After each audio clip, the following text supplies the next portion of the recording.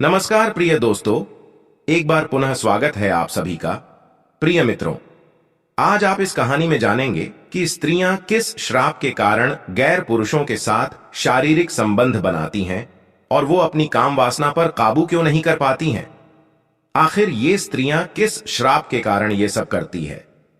मित्रों, इसके बारे में आज हम सभी इस कहानी के माध्यम से जानेंगे। मित्रों, आज की हमारी कहानी बहुत ही ज्ञानवर्धक और रोचक होने वाली है, इसलिए आप सभी दर्शकों से मैं ये निवेदन करता हूं कि वीडियो को पूरी व अंत तक अवश्य देखें।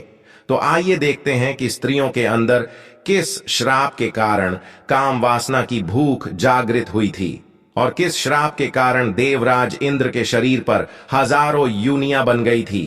मित्रों, प्राचीन काल की बात है। देवराज इंद्र अपने घोड़े पर सवार होकर वन भ्रमण के लिए निकलते हैं, अर्थात जंगल में घूमने के लिए निकलते हैं। और जैसे ही देवराज इंद्र अपने घोड़े को लेकर घूम रहे होते हैं तो उन्हें उस वन के अंदर एक कुटिया दिखाई देती है। और जब वो ध्यान से देखते हैं तो उस कुटिया के अंदर एक बहुत ही सुंदर स्त्री दिखाई देती है। और प्रिय मित्रों, जैसे ही देवराज इंद्र को वो सुंदर स्त्री दिखाई पड़ती है तो देवराज इंद्र उस सुंदर स्त्री को देखकर मंत्र मुक्त हो जाते और मन ही मन उससे प्रेम कर बैठते हैं। मित्रों, उस सुंदर स्त्री को देखकर देवराज इंद्र इस कदर उसके प्यार में खो जाते हैं कि वो अपना धर्म भी भूल जाते हैं और उसे जी जान से प्रेम करने लगते हैं। प्रिय मित्रों, उस समय देवराज इंद्र को यह पता नहीं था कि जिस स्त्री से वह प्रेम कर रहे हैं वो स्त्री तो महान तेजस्वी गौतम आर्षि की पत्नी है। प्रिय मित्रों, उस दिन तो देवराज इंद्र गौतम आर्षि की पत्नी को दूर से ही देखकर चले जाते हैं, परंतु इंद्रलोक में पहुंचने के बाद देवराज इंद्र का मन बेचैन हो जाता है और हर समय उसी स्त्री के बारे में सोचने लगते हैं जिसको उन्होंने उस जंगल में देखा था। मित्रों, जैसे तैसे करके देवराज इंद्र वो रात्रि तो काट लेते हैं, लेकिन सुबह होते ही फिर से अपने घोड़े पर सवार होकर उसी जंगल की ओर निकल पड़ते हैं और चलते चलते उसी कुटिया के पास पहुंच जाते हैं जहां वो एक दिन पहले आए थे। और उस कुटिया के पास पहुंचकर गौतम आर्षि की पत्नी अहिल्या को जी भरकर निहारने लगते हैं। लेकिन मित्रों, इस बात का पता ना तो गौतम आर्षि की पत्नी अहिल्या को होता है और ना ही गौतम ऋषि को होता है कि देवराज इंद्र उन्हें छुप छुप कर देख रहे हैं। गौतम ऋषि की गिनती महारषियों में आती है। वह बहुत ही महान व तेजस्वी संत थे। ये अपने धर्म और कर्म का पालन करते हुए अपना जीवन निर्माण कर रहे थे।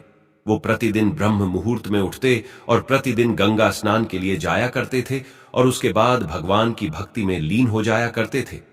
मित्रों, देवराज इंद्र ने ये सारी गतिविधियां छुप छुप कर देख ली थी, इसलिए उन्होंने इसी बात का लाभ उठाया था। प्रिय मित्रों, अब तो देवराज इंद्र गौतम ऋषि की पत्नी अहिल्या के प्यार में इस कदर दीवाने हो गए थे कि उनका मन इंद्रलोक में बिल्कुल भी नहीं लगता था।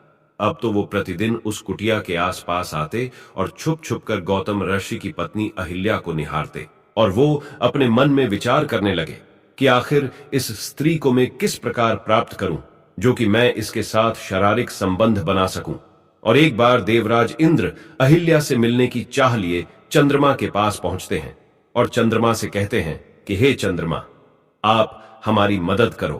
तभी चंद्रमा कहता है, देवराज इंद्र, मुझे आपकी किस कार्य में मदद करनी है, स्पष्ट बताइए।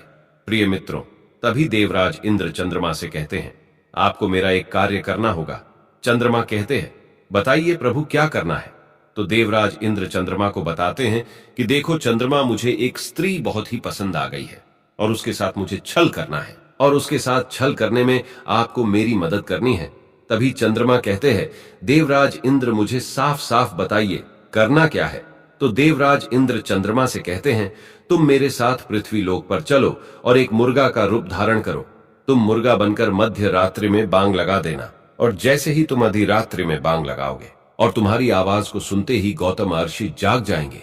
वह समझेंगे कि अब सुबह हो चुकी है और वो गंगा स्नान को चले जाएंगे। उसी बीच में उनकी पत्नी अहिल्या के साथ छल कर लूंगा। मित्रों, एक बात हम आपको और बताते चलें कि कोई भी व्यक्ति उसी को अपने दिल की बात बताता है जिससे उसके विचार भली भांति मिलते हैं, अर्थात जो उसके जैसे विचारों का होता है। तो चंद्रमा और इंद्र एक विचारों के थे, क्योंकि प्रिय मित्रों, चंद्रमा भी अपने गुरु की पत्नी को लेकर भाग गया था। और इंद्र ने भी एक महान अर्ष्य के पत्नी के साथ छल किया था, तो दोनों के विचार मिल गए प्रिय बंधुओं, और दोनों पृथ्वी लोक पर जाते हैं और गौतम और्ष की कुटिया के पास जाकर छुप जाते हैं। और जैसे मध्य रात्रि होती है तभी वो चंद्रमा मुर्गा बना हुआ आवाज लगा देता है और गौतम और्ष की आंख खुल जाती है। मित्रों, उस मुर्गा का आवाज सुनकर गौतम और्ष की आंख खुलती है तो गौतम और्ष गंगा स्नान के लिए अपना कमंडल कपड़े लेकर निकल जाते हैं। मित्रों, वो गौतम आर्षि उस माया जाल को नहीं समझ पाते हैं। वो ये नहीं समझ पाते हैं कि ये एक माया है। अब मित्रों, वो गौतम ऋषि झूठे सवेरे को देखकर गंगा स्नान को चले जाते हैं और उसी समय प्रिय मित्रों देवराज इंद्र गौतम ऋषि का भेष बनाते हैं और अहिल्या से छल करने के लिए उनकी कुटिया में घुस जाते हैं और अहिल्या के पास जाकर मीठी मीठी प्रेम की बातें करने लगते हैं। और मित्रों, बातें करते करते देवराज इंद्र अहिल्या को अपनी बाहों में जकड़ लेते हैं। और मित्रों, उधर क्या होता है, जब गौतम आर्षि गंगा किनारे गंगा स्नान को पहुंचते हैं तो उस समय ना तो उन्हें किसी पशु पक्षी व अन्य जीव की आवाज सुनाई देती है और ना ही कोई गंगा स्नान करते हुए दिखाई देता है, अर्थात उन्हें किसी भी प्रकार की कोई भी हलचल दिखाई नहीं देती है।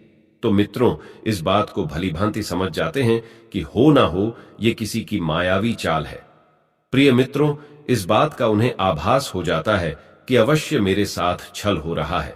प्रिय मित्रों, अपने मन में यह विचार करने के बाद वो गौतम अर्षि वहां से तुरंत कुटिया की ओर दौड़ने लगते हैं। तो अपनी कुटिया के समीप आकर वो देखते हैं कि कुटिया के द्वार पर एक मुर्गा बैठा हुआ है। तो वो गौतम अर्षि अपने हाथ पर जल लेते हैं और मंत्र पढ़कर उस मुर्गा पर मारते हैं तो वो चंद्रमा अपने असली रूप में आ जाता है। और जैसे ही कुटिया के अंदर पहुंचते हैं तो देखते हैं उन्हीं के भेष में एक पुरुष उनकी पत्नी के साथ शारीरिक संबंध बना रहा है। मित्रों, जैसे ही गौतम ऋषि इस दृश्य को देखते हैं तो उन्हें अत्यधिक क्रोध आ जाता है और उनके नेत्र लाल हो जाते हैं और कहते हैं कि हे मूर्ख स्त्री, तुझे अपने और पराये में कोई फर्क नजर नहीं आया। तुझ में अपने और पराये में पहचानने की शक्ति नहीं है, तो ऐसी स्त्री से क्या लाभ, तुझे तो पत्थर हो जाना चाहिए। और वो अपनी पत्नी को पत्थर होने का श्राप दे देते हैं और उसके बाद वे और भी अधिक क्रोधित हो जाते हैं और इंद्र को काम वासना का भूखा समझकर इंद्र को श्राप देते हुए कहते हैं, हे देवराज इंद्र, तुम्हारे अंदर काम वासना की शक्ति बहुत अधिक है और तुम हर स्त्री पर आसक्त हो जाते हो। इसलिए मैं तुम्हें श्राप देता हूं कि तुम्हारे शरीर पर हजारों युनियां बन जाएंगे। मित्रों, जैसे ही ये श्राप गौतम ऋषि इंद्रदेव को देते हैं तो प्रिय मित्रों उसी समय देवराज इंद्र के शरीर पर हजारों युनियां बन जाती है। मित्रों, ये सबको देखकर देवराज इंद्र गौतम ऋषि के चरणों में गिरकर क्षमा याचना करने लगते हैं और अपने द्वारा किए गए पाप की क्षमा मांगने लगते हैं। मित्रों, इंद्र के बार बार विनती करने के बाद गौतम ऋषि इंद्र से कहते हैं कि हे इंद्र, मैं अपने श्राप को वापस तो नहीं ले सकता और ना ही मेरे मुख से निकला हुआ श्राप झूठा हो सकता है, लेकिन मैं उसमें बदलाव अवश्य कर सकता हूं। इसलिए हे देवराज इंद्र, जो तुम्हारे शरीर पर हजारों युनियां बन गई है, ये युनियां आंखों में परिवर्तित हो जाएंगी। इनके जगहों पर हजारों आंखें बन जाएंगे। प्रिय मित्रों, गौतम ऋषि के ऐसे कहते ही वो युनियां आंखों में परिवर्तित हो गई। और मित्रों, गौतम ऋषि ने जो अपनी पत्नी को पाषंड होने का श्राप दिया था, तो गौतम ऋषि की पत्नी अहिल्या उनसे कहती है कि हे स्वामी, इसमें मेरा कोई दोष नहीं है जो आपने मुझे पाषंड होने का श्राप दे दिया, क्योंकि मुझे इस बात का बिल्कुल भी एहसास नहीं हुआ कि मेरे साथ आकर के जिसने भी छल किया है, अर्थात जिसने मेरे साथ संबंध बनाई है, कि वह कौन है, क्योंकि वह तो आपके रूप में आया था तो मैं तो आपको ही समझ रही थी। इसलिए इस ग्रंथ में मेरी कोई भी गलती नहीं है, मेरा कोई भी कसूर नहीं है। मित्रों, उनके मुख से ऐसी बात सुनने के बाद वो गौतम ऋषि अपनी पत्नी अहिल्या से कहते हैं कि मैं अपने मुख से दिया हुआ श्राप वापस तो नहीं ले सकता, परंतु मैं तुम्हें एक वरदान अवश्य दे सकता हूं। कुछ समय बाद जब भगवान श्री हरि विष्णु मर्यादा पुरुषोत्तम भगवान श्री राम के रूप में अवतरित होंगे, वो ही आकर के आपका उद्धार करेंगे। उनकी चरण स्पर्श से ही आपका उद्धार होगा। उनके चरणों से स्पर्श होते ही तुम पुनः उसी रूप में आ जाओगी। मित्रों, इस प्रकार से काफी समय व्यतीत हो जाता है और भगवान श्री हरि विष्णु मर्यादा पुरुषोत्तम श्री राम के रूप में अवतरित होते हैं और अवतरित होने के बाद अपने गुरु के साथ उसी स्थान पर पहुंचते हैं जहां की गौतम ऋषि की पत्नी अहिल्या पत्थर की सीला बनी हुई थी।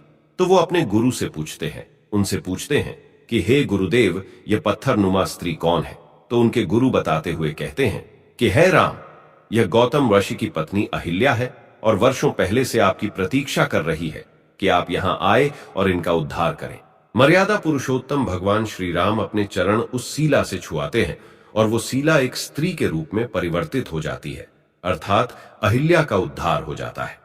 तो दोस्तों, यदि आपको यह वीडियो पसंद आई हो तो प्लीज आप हमारे चैनल को सब्सक्राइब अवश्य करें, वीडियो को लाइक करें और दोस्तों सच्ची श्रद्धा से कमेंट में जरूर लिखें जय श्री राम, जय हनुमान। साथ ही देवों के देव हर हर महादेव सदैव आप पर अपनी कृपा बनाए रखे। प्रिय मित्रों, वीडियो को अंत तक देखने के लिए धन्यवाद। जय श्री राम।